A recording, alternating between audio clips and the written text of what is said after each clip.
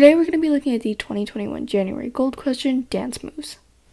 So in this question, Farmer John's cows are all dancing, and what they're going to do is they're going to be standing in a line. So what's going to happen is every minute, a swap between two cows is going to happen. So we're provided K pairs of swaps, and we're also provided M minutes. So what's going to happen is we want to know the number of distinct positions every cow has been in after M minutes. So let's look at the algorithm for this question. Before we start the actual program, we're going to look at a key observation. So what we're going to notice is that if you do a couple examples, after K swaps, a pattern happens. So what's going to happen is I'm going to have K swaps, and let's say I start at position 1. If I start at position 1, I'm going to go through a path. And the observation we're going to make is that no matter what number starts at this position, any number that's going to start in position 1 and then go through K swaps is going to go through the exact same path. So this is true for any position. We have position 2 following the same path. We could have position 5 following the same path.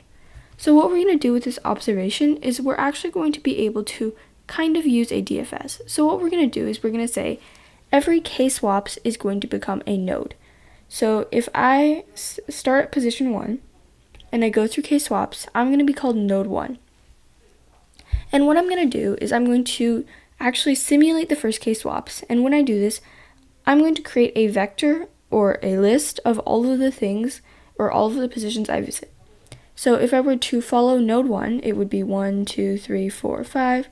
If I were to follow node 2, it would be 2, 1. And then we're just going to do that for every value. So after we finish that, what we're actually going to be able to do is we're going to be able to create a graph. So we're going to have our nodes, and every node is going to have a list or a vector of all of the positions it's visited. So the next thing we're going to do is make our second main observation. We're going to look here and say, okay, position 1 goes through its path for the first K swaps. And for the second K swaps, it's going to start at position 5. And using our observation from earlier, we're going to realize since position 5 is going to follow the same path, the value of 1 here is going to follow this path right here. What's actually going to happen is we're going to start at 1, we're going to traverse down, and then for the next K swaps, we're going to start at 5. So we can note that we can go and we can follow the path of 5. After 5, we're going to, after the second K swaps, we're going to start at position 4. We're going to go through this path, and then what we're going to do is we're going to go through position 3. So we're going to start at position 3. We're going to end up at position 2. We're going to start at 2. And it's actually just going to lead us back to 1. So what we can do is we can realize that we can create a graph where every node is going to point towards the position it ends in after K. So after K swaps, position 1 is going to end up at 5. So it's going to point towards 5. 5 is going to end up at 4. And then we're just going to follow the thing that I just went through. And then we're going to create a cycle. So what's actually going to happen is we're going to be able to create groups of cycles. So in this specific example, you can note that 6 over here isn't connected to any of them. So what's going to happen is we're going to have, in this specific example, 2 groups. So the next important part is the actual ability to use this in our program. So what's going to happen is we can note that each one of these nodes is going to take K time. So even if I have, say, only 2 values here, this is going to take K swaps. So since we know each of these nodes takes K time, what we can realize is the number of full nodes we can traverse is going to be M over K. So what this means is in M over K time, let's say M over K is equal to 3. What this means is I'm able to go to 3 full nodes. So over here, we're going to actually break into 2 different parts of the program. So for every cycle, so what I'm actually going to say is if M over K is greater than the size of the cycles or the group, I'm just going to create a sliding window. So I'm going to do this for every group. What I'm going to do is I'm going to create a program that has a sliding window. So I'm going to start with the first node, and what I'm going to do is I'm actually going to keep a map of all of the values visited. So normally I could just keep a set and then add all of these values to the set. But what's actually going to happen is, since we're using a sliding window, we're going to be adding and removing nodes. So when I remove a node, I need to find which of these values I don't have anymore. So let's actually go through the sliding window in this example. I would have, let's say the size of m over k is equal to 3. I would have and then I would have 1, 2, 3, 4, 5. And then what I'm going to do is I'm going to say, okay, for my first node, I have 1, 2, 3, 4, 5. So this is going to be size 1. For my map, the key is going to be the number, and then the value is going to be the frequency, or the number of times it's shown up. So I'm going to add 1 and 5 first. So when I add 5, 3 and 4, 5 and 4 are going to add 1. And then what I'm going to do is I'm actually going to add 4. So 4 is 4 and 3, so this becomes 2, 3. And then what I'm going to do is I'm going to realize that even though I can only travel 3 full nodes, m over k is not necessarily completely 3. So what we're going to note is that m isn't always going to be exactly divisible by k. We're going to have a little bit of remainder. So the value of this remainder is going to be m mod k. So once I've assigned my timestamps, what I can actually do is I can look at my remainder, I can find this value, and what I'm actually going to do is, let's say my current sliding window is 1, 4, and 5.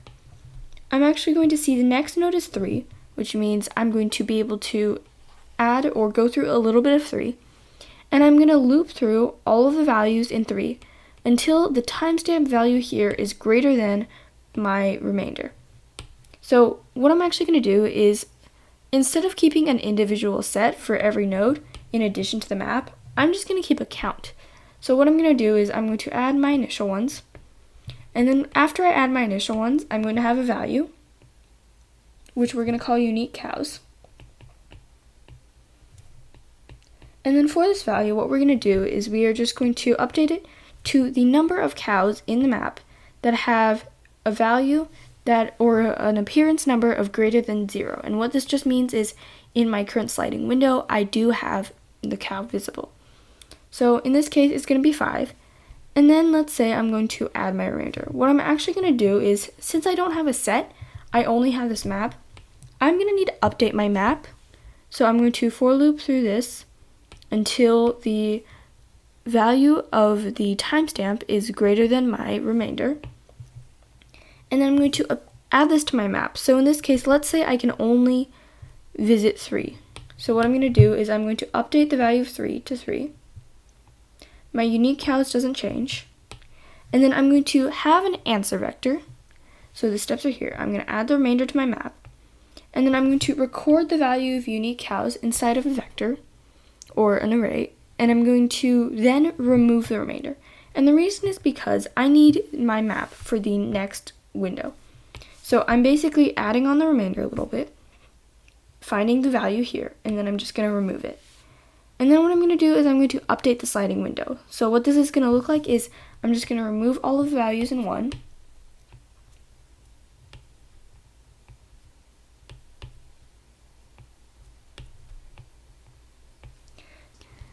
So we're just going to go on this loop, and then at the very end, we're just going to return the values inside of our answer vector over here.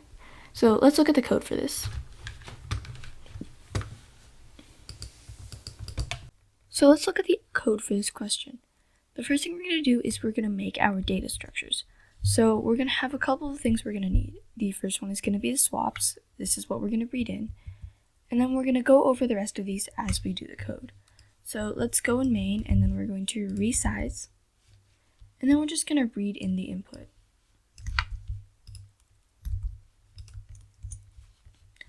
Okay, so the next thing we're going to do is we're going to create a variable called remainder v. And what this is just like we described earlier, we're going to need m mod k, which is going to be the remainder in these small cycles that we're going to need. So what we're going to do is we are going to simulate the first k cycles, and then we're going to create a table. So let's make those functions.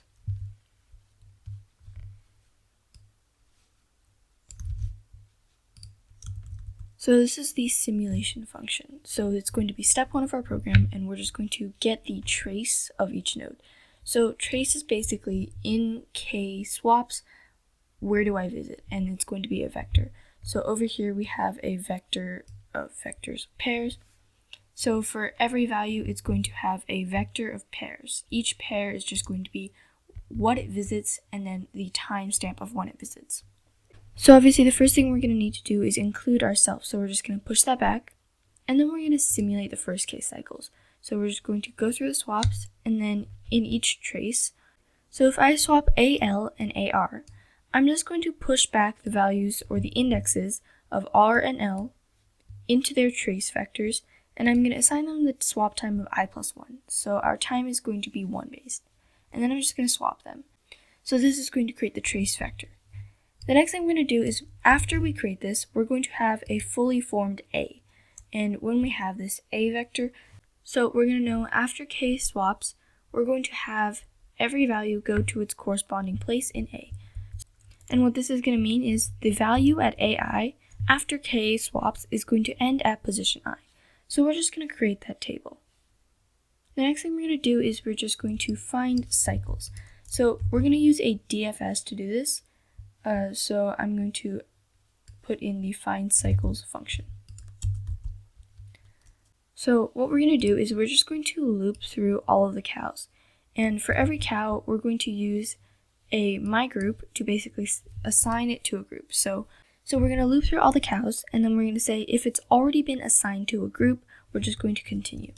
If not, that means this is the start of the next group. So what we're going to do is we are going to create a vector of group IDs. We're going to make and assign the current ID to the my group I, and then in my group ID, I'm just going to push back I.